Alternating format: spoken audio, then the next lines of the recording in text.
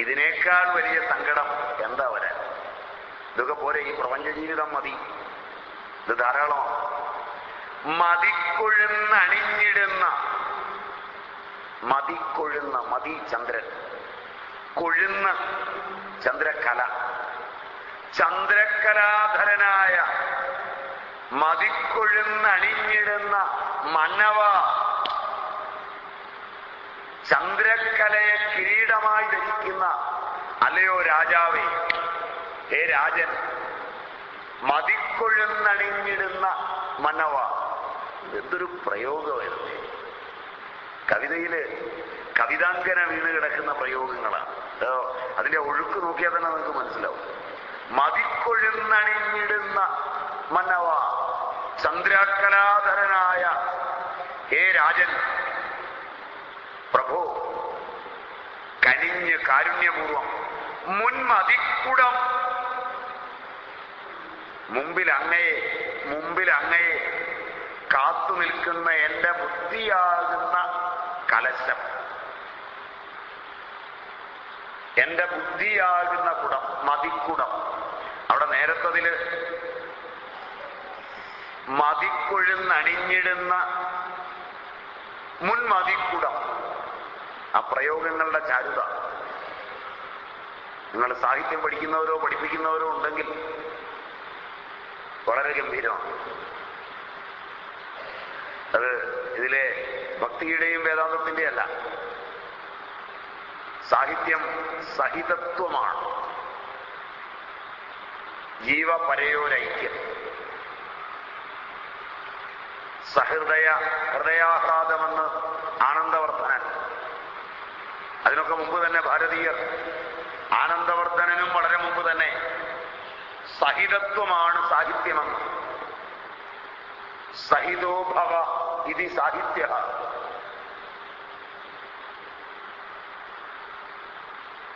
സഹിതമായി ഭവിക്കുന്നത് സാഹിത്യം. എന്തിനോടുള്ള സഹിതത്വം? ഈശ്വരനോടുള്ള സഹിതത്വം. അതുകൊണ്ടാണ് ചാരുവായിരുന്നത്. വിഷയങ്ങളോടല്ല, വിഷയത്തിൽ സാഹിത്യമില്ല, ബന്ധമേ ഉള്ളൂ. ആ നിലയിൽ ഗംഭീരമാണ്. പ്രഭോ, കനിഞ്ഞ് കാരുണ്യപൂർവം മുൻമതിക്കുടം, മുൻപിൽ അങ്ങയെ കാത്തു നിൽക്കുന്ന എന്റെ ബുദ്ധിയാകുന്ന കലശം, കുടം, കവിഞ്ഞു പായുമാറ്, നിറഞ്ഞു വഴിയുമാറ്, നിറഞ്ഞു കവിയുമാറ്, എന്റെ ബുദ്ധി നിറഞ്ഞു കവിയുമാറ് നീ അവിടുന്ന് ചൂടിയാടൂ. എന്റെ ബുദ്ധിയാകുന്ന കലശമെടുത്ത് നീ ഒന്ന് താണ്ഡവമാടൂ. നിന്റെ താണ്ഡവം കഴിയുമ്പോൾ എന്റെ ബുദ്ധി നിറഞ്ഞ് കവിയട്ടെ.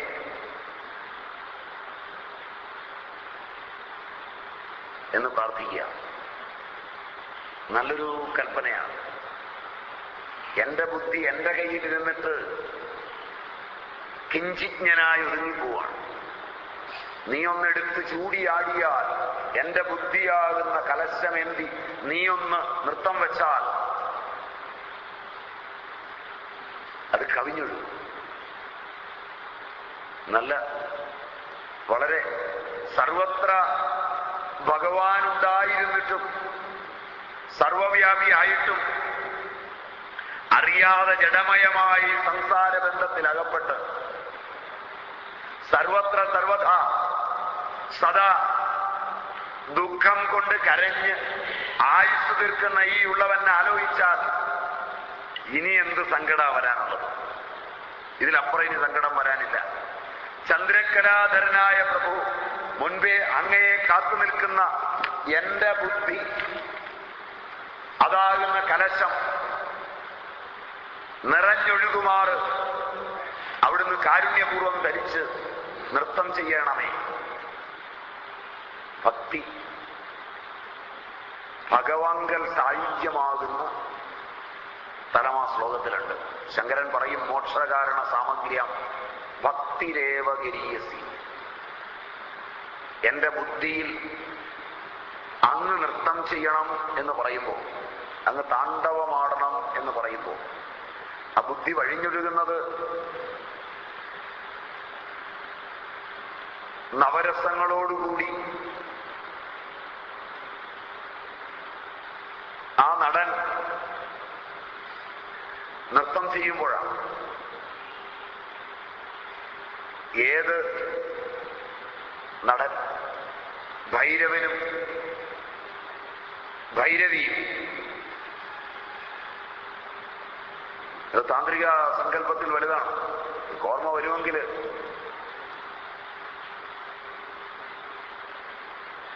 ശങ്കരന്റെ സൗന്ദര്യലഹരി ഇത് കാണാം.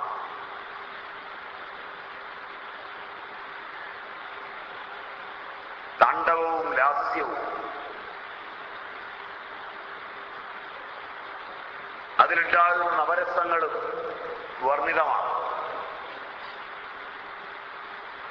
എന്റെ കലശമെടുത്ത് നീ താണ്ഡവമാടുമ്പോഴുണ്ടാകുന്ന എന്റെ ബുദ്ധിയെ ഭഗവത് അർപ്പിതമാക്കുന്ന,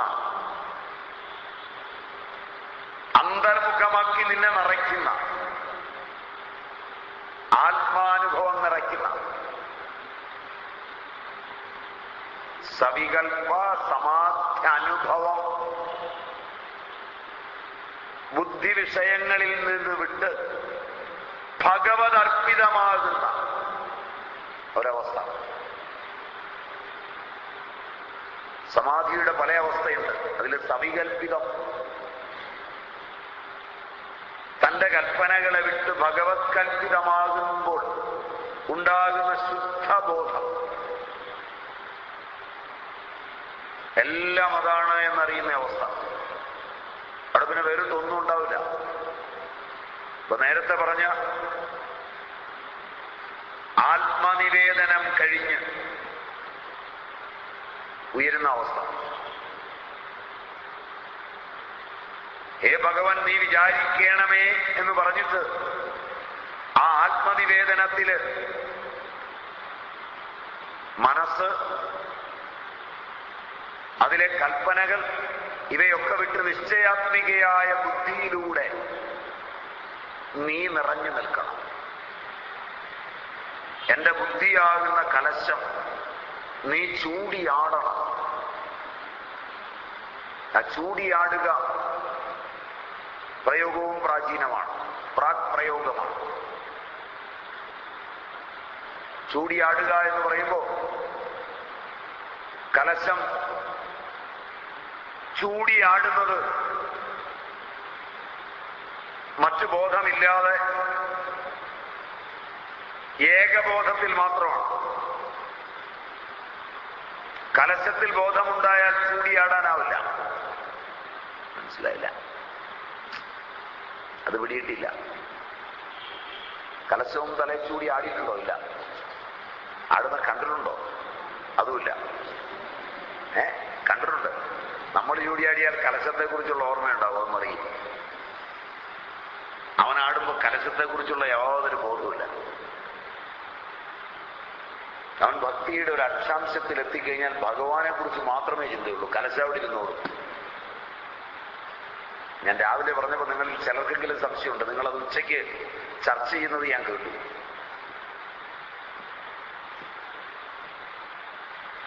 സ്വാമി പറഞ്ഞുകൊണ്ട് ഞാനൊന്നും ചോദിച്ചില്ലെന്നേ ഉള്ളൂ. സ്വാമിമാരോട് അങ്ങനെയൊന്നും ചോദിക്കരുതല്ലോ എന്ന് വിചാരിച്ചാണ്. ലൗകിക കർമ്മങ്ങളിൽ ആലോചന വേണ്ട എന്നാണ് സ്വാമി പറഞ്ഞത്. അത് ശരിയാകുമൊന്നുമില്ല, നമുക്കറിയാം. ഇല്ലേ? അങ്ങനെയല്ലേ ഉച്ചയ്ക്ക് പറഞ്ഞേ? അവിടെ ആ കസേരയിലിരുന്ന് ശരിയല്ല. വരുന്ന കാര്യമായിട്ട് നിങ്ങൾ ചിന്തിക്കുമ്പോൾ ഇത് തന്നെയാണ് അതിൻ്റെ ഉദാഹരണം. അവനത് ചൂടിയാടുമ്പോൾ അവൻ ചെയ്യുന്ന ആ കർമ്മത്തിൽ അവൻ ആലോചനയില്ലെങ്കിൽ ആ കലശം അനങ്ങില്ല. അവൻ എങ്ങനെയൊക്കെ ചാടുന്നോ അതുപോലൊക്കെ കലശം പോകും. അതിലെ രസകരമായ വസ്തുത, അവനൊന്ന് ചാടിയിട്ട് നിന്നാൽ ആ കലശം അവന്റെ വേഗതയിൽ മുകളിലോട്ട് പോയി കൃത്യമായി അവിടെ തന്നെ ഇരിക്കും. മനസ്സിലായില്ല? ആ കലശത്തിൽ അവന്റെ മനസ്സ് എന്നാൽ അത് നേരെ തലേ വന്ന് തട്ടും, മറിയും, എല്ലാം താഴെ പോകും.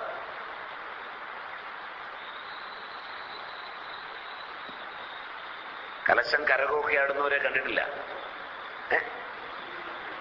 അവർ 2 കലശയിട്ട് അമ്മാനാടും. ഒരു കലശം തലയിലുണ്ടാവും, നിലത്തൂടെ എഴയും. കമന്ന് പൈസ എടുക്കും, വാവുണ്ട്. ശരിയല്ല, കണ്ടിട്ടില്ല. അവര് കമന്ന് പൈസ എടുക്കുമ്പം കലശത്തെ പിടിക്കുന്നില്ല, കലശം അവരുടെ തലയിൽ കൂടെ നിരങ്ങി പുറകിലേക്ക് പോകും. കണ്ടിട്ടില്ല. നിങ്ങളിരുന്ന് വളരെ വിഷമിക്കും, കൈയടിക്കുകയൊക്കെ ചെയ്യും. കാരണം ഈ കലശം തന്നെത്താൻ നടന്ന് പുറകോട്ട് പോവുക.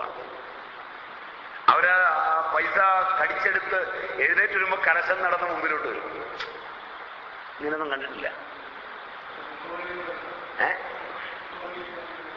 ഇവിടെയൊക്കെ ഉണ്ട് ഈ കരകാട്ടം എന്ന് പറയും. തമിഴ്നാട്ടിൽ നിന്ന് ചില പെൺകുട്ടികൾ വന്ന് കണ്ടിട്ടില്ല.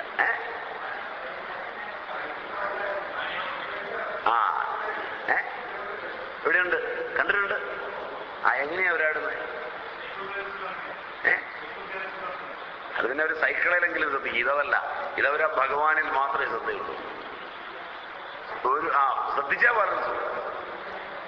അപ്പൊ കർമ്മത്തെ സംബന്ധിച്ചിടത്തോളം അവരാ ഒരിടത്ത് വെച്ചിരിക്കുകയാണ്. അങ്ങനെയുള്ളവനായി ജീവിതത്തിൽ വിജയിക്കുന്ന മുഴുവൻ. എന്റെ കലശം നീ ചൂടിയാടിയാൽ നീയാണ് ആടുന്നത്, ഞാനാണ് ആടുന്നതെന്ന് ഓർത്താൽ എന്റെ മിടുക്കത്രയ്ക്ക് കേമമല്ല, താഴെ പോകും.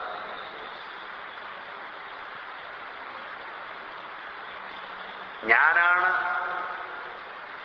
പറയാൻ പോകുന്നത്, ഞാനാണ് കേൾക്കാൻ പോകുന്നത്, ഞാനാണ് ഈ കർമ്മം ചെയ്യാൻ പോകുന്നത് തുടങ്ങിയതിലെല്ലാം കിഞ്ചിജ്ഞനെ ഏൽപ്പിച്ചാൽ എല്ലാം പൊടിയും.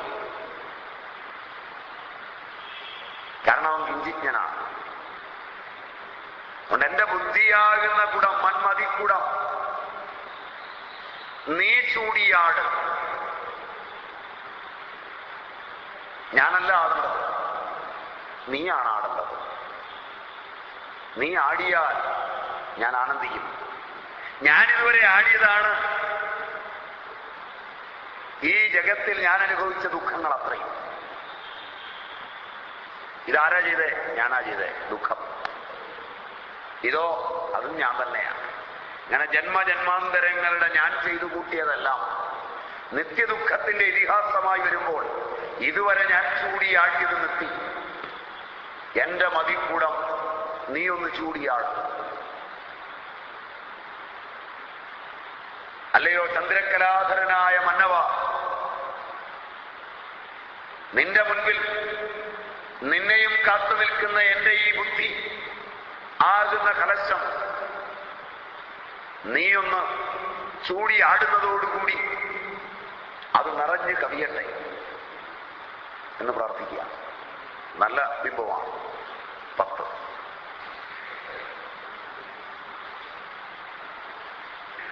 അടിക്കുപന്നി പോയി നിൻ മുടിക്കൊരന്നവും പറന്ന്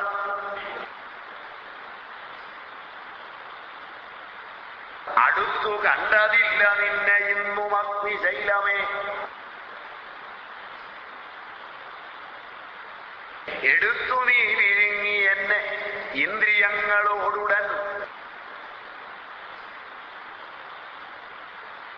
നമിച്ചിടും നമ ശിവായ നായക നമോ നമ.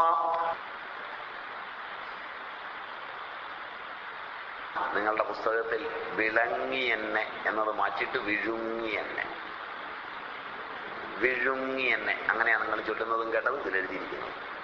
വിഴുങ്ങി എന്നെ, അത് നടിച്ചിട്ടും തന്നെ. മറ്റത് വിഴുങ്ങി, വിളങ്ങി എന്നുള്ളത് മാറ്റി വിഴുങ്ങി. ഇത്രേ ഉള്ളൂ വ്യത്യാസം. അടിക്കുപന്നി പോയി നിൻ മുടിക്കൊരന്നവും പറന്ന്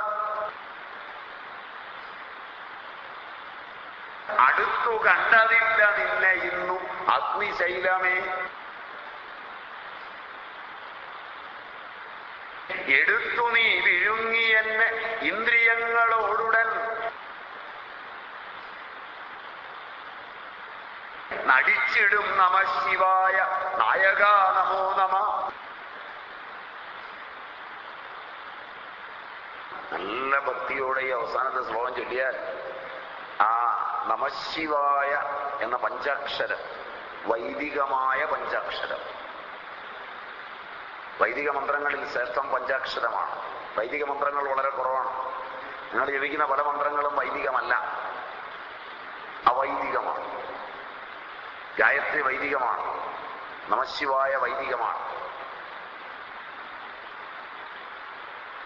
ആ പഞ്ചാക്ഷര മന്ത്രം അതാ അക്ഷരങ്ങളെ യോജിപ്പിച്ച് എടുത്ത് നീ വിഴുങ്ങി ഇന്ദ്രിയങ്ങളോടുടൻ നടിച്ചിടും നമശിവായ നായക നമോ നമ എന്ന് ഭക്തി പാരവശ്യത്തോടെ ചൊല്ലുമ്പോൾ നിങ്ങളുടെ തന്തുക്കളിൽ ഒരു പരിണാമം സംഭവിക്കും. അങ്ങനെയാണ് അതിൻ്റെ യോജിപ്പ്. അതുകൊണ്ടാണ് ഇതിൻ്റെ ആദ്യത്തെ ശ്ലോകങ്ങളിൽ തന്ത്രാഗതങ്ങളുടെ ഇരിപ്പുണ്ട് എന്ന് ഞാൻ സൂചിപ്പിച്ചത്. ശൈവ തന്ത്രാഗമ പ്രധാനങ്ങളായ സ്വരവിന്യാസങ്ങൾ ഇതിൽ നിഹിതമാണ്. കേരളം അപൂർവമായി ദർശിച്ചിട്ടുള്ള അനുഭൂതി സമ്പന്നന്മാരുണ്ട്. അതിലൊരാളാണ് നാരായണൻ. വളരെ അപൂർവമായി മാത്രം സംഭവിക്കുന്ന, കാരണം അനുഭൂതിയുടെ ലോകങ്ങൾ, വാക്കിന്റെ ലോകങ്ങൾ വേറെ, ആനുഭൗതിക പ്രപഞ്ചമെന്നൊന്നുണ്ട്. അത് യുക്തിയുടെ ലോകമല്ല, അതൊരു വൈകാരികതയുടെ ലോകമാണ്. പരാജയങ്ങളൊക്കെ ഏറ്റുവാങ്ങിയ ഒരാൾ, സ്ത്രീയോ പുരുഷനോ, എല്ലാ വേദനകളോടും കൂടി തന്റെ പെറ്റ മാതാവിന്റെ മടിയിൽ വന്നൊന്ന് കിടക്കുമ്പോൾ ആ വിരലുകൾ അവന്റെ തലമുടിക്കിടയിലൂടെ തഴുകി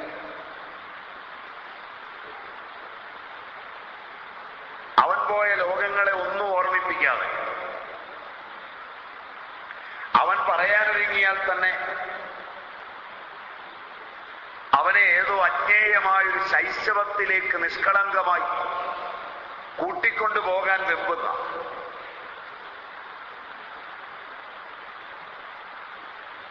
കാമനയുടെ ഒരു ലോകവും തുറന്നു വയ്ക്കാത്ത, കുറ്റപ്പെടുത്തലുകളുടെ ഒരു വാക്കുമില്ലാത്ത,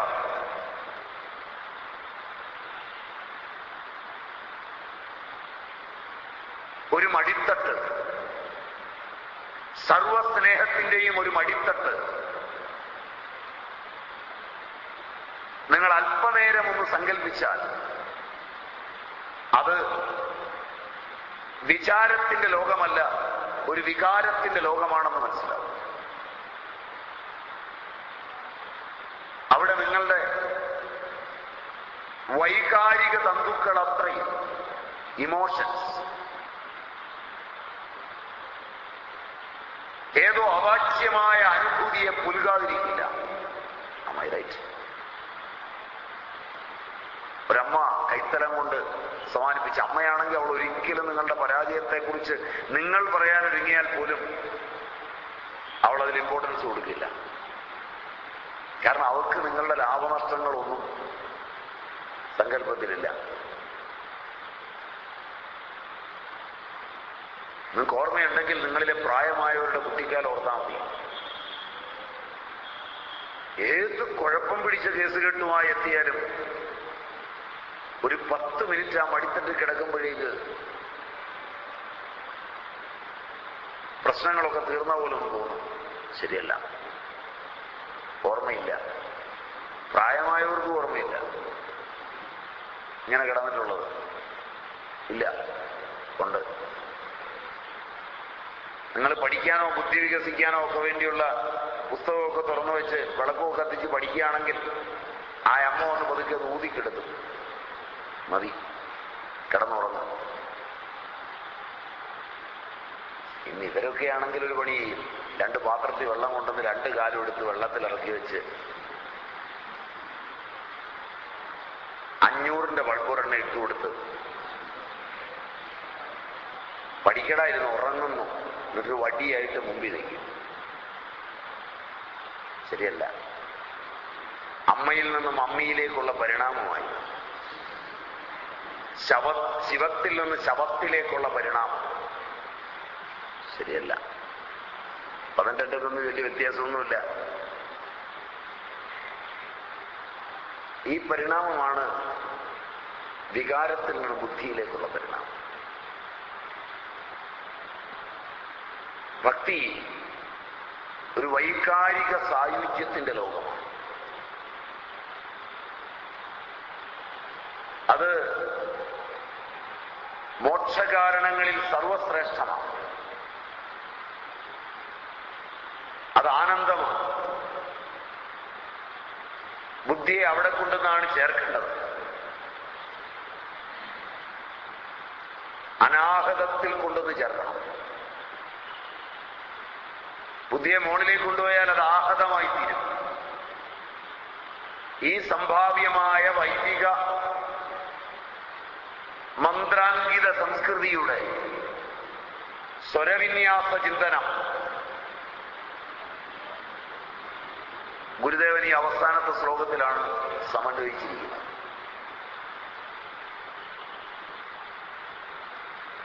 ഓം നമഃ ശിവായ പഞ്ചാക്ഷരമാണ്.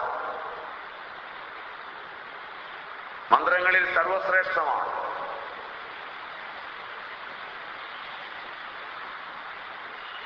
അതതിന്റെ അംഗന്യാസ കരന്യാസാദികളോടുകൂടി ഉപാസിച്ചാൽ മോക്ഷപ്രദവുമാണ്. അവിടെയാ കൊണ്ടത് സമന്വയിപ്പിക്കുന്നത്. സമന്വയിപ്പിക്കുന്നതോ സമുജ്വലമായൊരു ബിംബത്തോടുകൂടിയാണ്. അതീവ സമുജ്വലമായ. നോക്കാം. അഗ്നിശൈലമേ, അല്ലയോ ജ്യോതിർലിംഗമേ. 12 ജ്യോതിർലിംഗങ്ങളാണ് ക്ഷേത്രങ്ങളായി ഇന്ത്യയിലുള്ളത്. ഇതിലൊരെണ്ണം ഇപ്പം ഏതാണ്ട് മുങ്ങിന്ന് തോന്നുന്നു. നർമ്മദ വന്നതോടുകൂടി ഭക്തന്മാരെയൊന്നും അത് വിഷമിപ്പിച്ചില്ല. കാരണം എല്ലാവരും ചേർന്നുണ്ടാക്കിയതാണല്ലോ. ഭാരതം ഒരിക്കലും ചെയ്യാത്ത വെള്ളക്കച്ചവടത്തിൽ അല്ലേ? അന്നവും വെള്ളവും വിൽക്കരുതെന്ന് പഠിപ്പിച്ചൊരു സംസ്കാരത്തിനകത്ത് വെള്ളം യൂറോപ്പിന് വിൽക്കാൻ അങ്ങനല്ലേ? അറിയില്ല, ഒരാൾക്കും അറിയില്ല. മെയിനായിട്ടുള്ളത് വെള്ളക്കച്ചവടം. പച്ചവെള്ളം വരെ കുപ്പിയിലാക്കി വിറ്റ് ജീവിക്കേണ്ടി വരുന്നൊരു തലമുറയിലെ പണ്ട് കാരണവന്മാർ പറഞ്ഞപ്പോൾ ഇത് നടപ്പാവുമെന്ന് വിചാരിച്ചിരുന്നില്ല. ഇടാ നോക്കിക്കൂ, നീയൊക്കെ ഈ വെള്ളം വാങ്ങിച്ചു കുടിക്കേണ്ട ഒരു ദിവസം വരുമെന്ന്. വെള്ളം കുപ്പിയിലാക്കി റെഡിയാക്കിയിട്ട് മനോരമ നിങ്ങളോട് പറഞ്ഞു കഴിഞ്ഞു, കേരളത്തിലെ മുഴുവൻ കുളത്തിലും മുഴുവൻ കിണറ്റിലും മുഴുവൻ സ്രോതസ്സിലും കോളിഫാം ബാക്ടീരിയയാണ്. അത് എല്ലാ അളവുകളെയും ലംഘിച്ചിരിക്കുന്നു.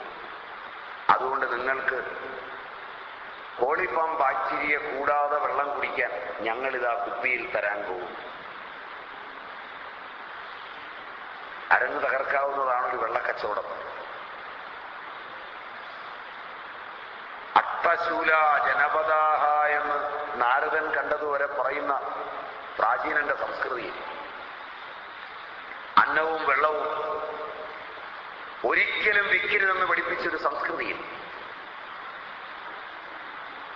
അതിനുവേണ്ടി തയ്യാറായപ്പോഴേക്ക് ഒരു ജ്യോതിർലിംഗവും വെള്ളത്തിലായിക്കൊണ്ടിരിക്കുന്നു.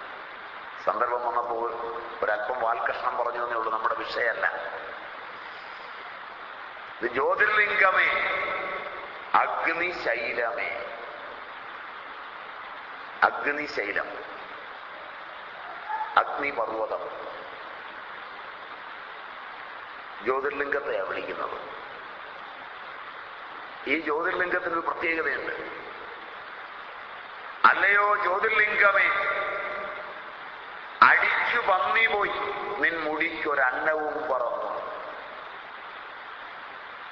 നിന്നെ അളക്കുന്നതിന് വേണ്ടി, നിന്റെ ആരംഭം അറിയുന്നതിന് വേണ്ടി ഒരു പന്നി നിന്നെ അന്വേഷിച്ച് താഴേക്ക് പോയി, വെള്ളത്തിനടിയിലേക്ക് കൂളിയിട്ട് പോയി. ഒരു വരാഹം, ഒരു പന്നി നിന്റെ ആരംഭം അറിയാൻ താഴേക്ക് പാഞ്ഞു. ഭൂമി കുഴിച്ച് കുഴിച്ച് തേറ്റയുണ്ടല്ലോ, കൊണ്ട് ഭൂമിയെ കുഴിച്ച് കുഴിച്ച് പന്നി കുഴിക്കുന്നതാ, കുഴിച്ച് കുഴിച്ച് നിന്നെ അന്വേഷിച്ച് താഴേക്ക് പോയി. നിന്റെ അന്തമളക്കുന്നതിന് വേണ്ടി, നിന്റെ അവസാനം എവിടെയായിരിക്കുമെന്നറിയാൻ ഒരന്നവും പറന്നു. ഒരു ഹംസം പറന്നു. താഴേക്ക് കുഴിച്ചു കുഴിച്ചു പോയ പന്നിയും മുകളിലേക്ക് പോയ അന്നവും നിന്നെ ഇന്നും അടുത്ത് കാണാൻ കഴിഞ്ഞില്ല. അടുത്തു കണ്ടതില്ല നിന്നെ. ഇവർ രണ്ടുപേരും പോയിട്ടും നിന്റെ ആരംഭമോ നിന്റെ അവസാനമോ കണ്ടതില്ല. ഇന്നോളം അതാരും കണ്ടിട്ടില്ല. നീ ഉടൻ ഇന്ദ്രിയങ്ങളോട്, ജ്ഞാനകർമ്മേന്ദ്രിയങ്ങളോടൊപ്പം എന്നെ എടുത്തു വിഴുങ്ങി, ജീവാത്മാവായ എന്നെ നിന്റെ സ്വരൂപത്തോട് അലിയിച്ചു ചേർത്ത് നടിച്ചിടും നൃത്തം വയ്ക്കുമെന്ന് ഞാൻ പ്രതീക്ഷിക്കുന്നു. നായക, നാഥ, ശിവായ നമ. മംഗളസ്വരൂപനായ അവിടുത്തേക്ക് നമസ്കാരം. നമോ നമ. നമസ്കാരം. ഇതൊരു സൂചിത കഥയും അതിനകത്തുണ്ട്. അടിക്കു പന്നി പോയി. ജീവാത്മാവിലെ ആത്മചൈതന്യത്തെ അറിയാൻ താഴേക്ക് അപാനനും മുകളിലേക്ക് പ്രാണനും സഞ്ചരിച്ചു. പ്രാണാപാനങ്ങൾ ഒരിക്കലും സംയോജിക്കാതെ, തിരിച്ചറിയാതെ പ്രാണൻ വേർപെട്ട് ജനിമരണങ്ങൾ വീണ്ടും ഉണ്ടായി.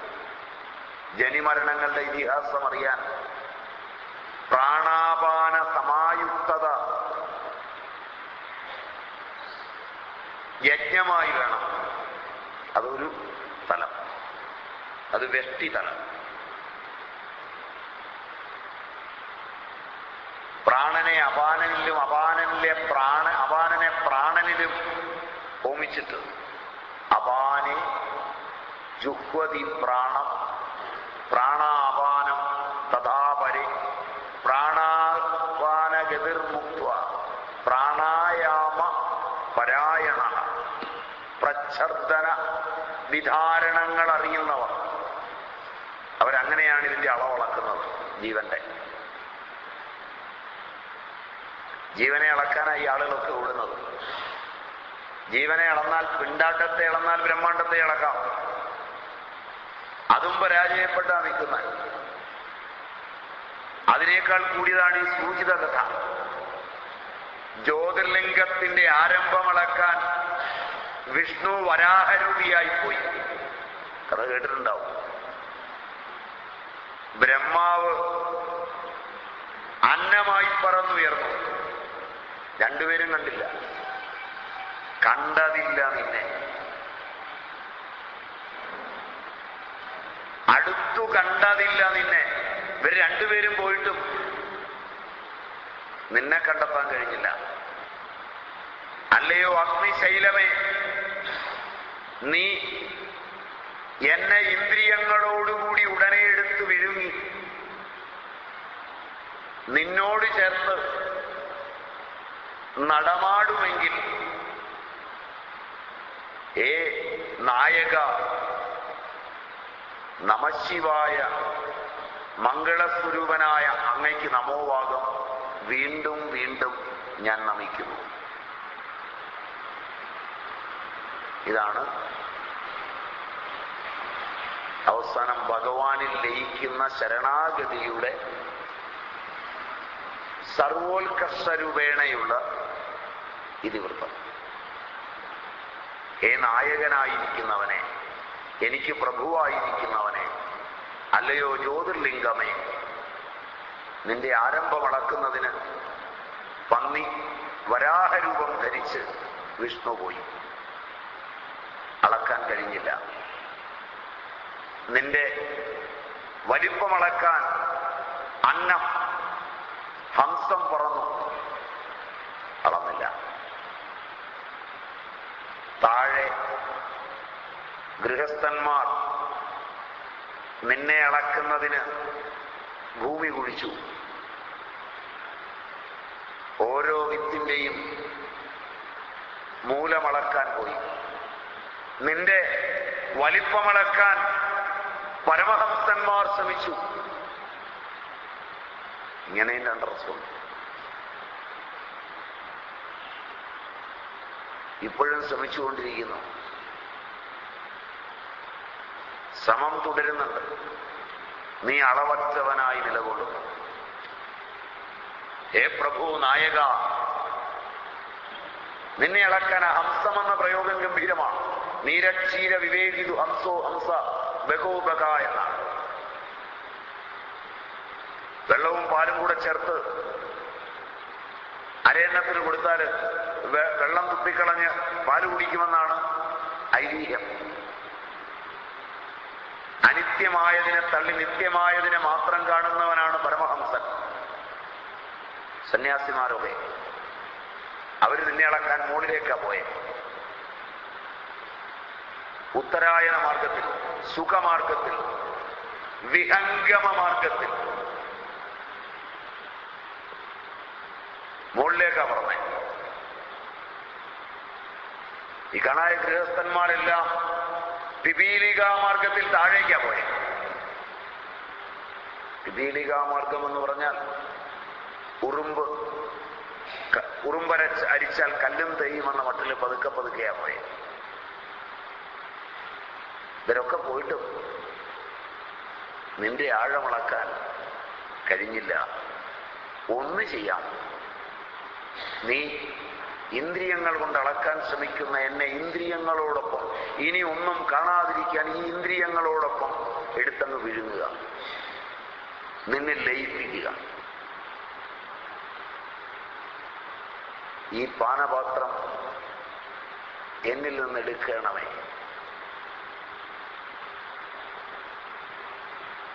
ഈ ചഷകം ഭുജിച്ച് ഭുജിച്ചെനിക്ക് മതിയായിരിക്കുന്നു. ഇത് കേഴുന്ന പണിയാണ്.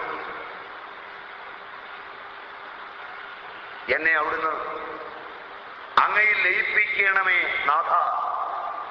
പരമേശ്വര, മംഗളസ്വരൂപനായിരിക്കുന്നവനെ, അങ്ങയ്ക്കായിക്കൊണ്ട് എന്റെ നമസ്കാരം, വീണ്ടും വീണ്ടും നമസ്കാരം.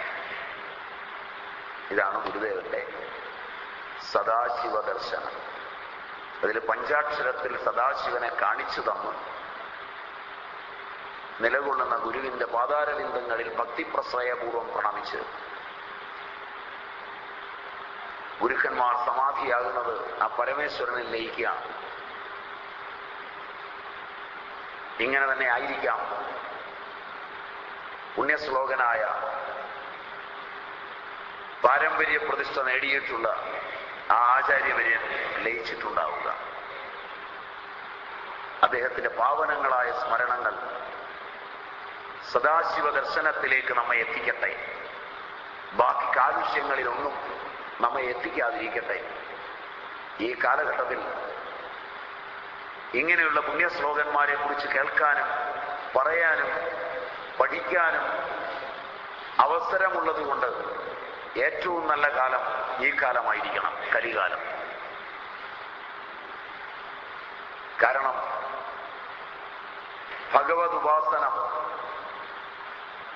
ഭംഗിയായി നിർവഹിക്കാവുന്ന അത്രയേറെ വിഷയലോകങ്ങൾ ഉള്ളതുകൊണ്ട് ദേവന്മാർ തപസ്സികളെ ഒന്നും ഉപദ്രവിക്കാത്ത കാലമാണ് കലികാലം. മറ്റു യുഗങ്ങളിൽ തപസ് ചെയ്താൽ വിഷയേന്ദ്രിയ വ്യാപാരങ്ങൾ കുറവായതുകൊണ്ട് ഉപദ്രവം കൂടും. ഇന്ന് ഉപദ്രവമൊന്നുമില്ല. ഭർത്താവ് നല്ല ഉപാസകനാണെങ്കിൽ ഭാര്യയ്ക്ക് സന്തോഷമായി. ഈ വയ്യാവിനെ കൊണ്ട് ഇനി ശല്യമില്ലല്ലോ, അവിടെ ഇരുന്നോട്ടെ. മക്കളെ അച്ഛൻ പൂജയില, ഭവനത്തില, ഉപാസനയില, ഒന്നും പറയാൻ പോകണ്ട, അതങ്ങനെ തന്നെ അങ്ങ് പോട്ടെ, നമുക്ക് നമ്മുടെ കാര്യം നോക്കാം എന്നൊരു വാശി വരുന്ന കാലമാണ്. അവിടെ ഇത് നല്ല കാലമാണ്. ഭാര്യ ഉപാസനയിലുമൊക്കെ ആണെങ്കിൽ ഭർത്താവ് പറയുന്നത് ഇതൊക്കെ തന്നെയാണ്. എൻ്റെ ഏട്ടാ പറഞ്ഞിട്ടെന്താ കാര്യം, രാവിലെ എഴുന്നേറ്റ് കുളിയും ദേവാലയവും പൂജയും അവനുമായിട്ട് കുത്തിക്കുക. ഏതോ ഒരു സ്വാമിയാരെയോ ഏതോ ഒരു ഭക്തയോ ഏതോ ഒരു ചിന്തനയോ കണ്ടിട്ടുണ്ട്. ഇനിയിപ്പോൾ നമ്മുടെ കാര്യമൊക്കെ വെള്ളത്തിലെ ഞാനിനി വല്ല വെള്ളവും കിട്ടണമെങ്കിൽ വേറെ ഒരു കൊണ്ട നിർത്തണം. പിന്നെ ഒരു വേലക്കാരി ഉള്ളതുകൊണ്ട് സമയത്ത് ചായയും കാപ്പിയും ഒക്കെ കിട്ടുന്നത്. അപ്പൊ പിന്നെ ശല്യവും നമുക്ക് തീർന്നു, അവർക്കും ഭജിക്കാം. ഇങ്ങനെ ഇത് നല്ല കാലം. ഇനി ആരെങ്കിലും എവിടെ ഇരുന്നെങ്കിലും നാമം ചോദിച്ചാൽ അത് പോക്ക് കേസാണ്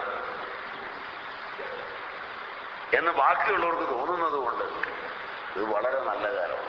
ഇത്രയും നല്ല വഴിക്ക് നീങ്ങാൻ പറ്റിയൊരു കാലം കലികാലം പോലെയില്ല. അതീവ ശോഭനമായി ഈ കാലത്ത് ജനിക്കാനും പുണ്യശ്ലോകന്മാരായി ആചാര്യന്മാരെ സ്മരിക്കാനും അവരുടെ പാദകമലങ്ങളെ സ്പർശിക്കുവാനും അവർ നയിച്ച മാർഗങ്ങളിലൂടെ സഞ്ചരിക്കുവാനും അവർ കാണിച്ചു തന്ന ആ സദാശിവ ദർശനം സുസാധ്യമാക്കുവാനും കഴിയുന്ന ഈ കാലത്തിന് ആ കാലപുരുഷനും ഒരുപോലെ നമിച്ചുകൊണ്ട് ഇവിടെ വരുവാൻ യതീന്ദ്രനായ സമ്പ്രസാദാചാര്യനായ സാമ്പ്രദായിക ഗുരുവായ സ്വാമി ചിന്മയാനന്ദന്റെ സങ്കല്പങ്ങൾ കൊണ്ട് സുശോഭനമായ അന്തരീക്ഷത്തിൽ പ്രാതസ്മരണീയനായ ഒരു ആചാര്യനെ, ഗുരുനാരായണനെ സ്മരിക്കുവാനും ആ പാരമ്പര്യത്തിന്റെ കണ്ണി ഇഴചേർന്ന് നീങ്ങുവാനും ഇടയാക്കുന്ന സാമഞ്ജസ്യത്തിൽ ആനന്ദം കൊണ്ടുകൊണ്ട് ഞാൻ ഉപസംഹരിക്കുന്നു. നിങ്ങൾക്ക് നമസ്കാരം. ഹരിയോ.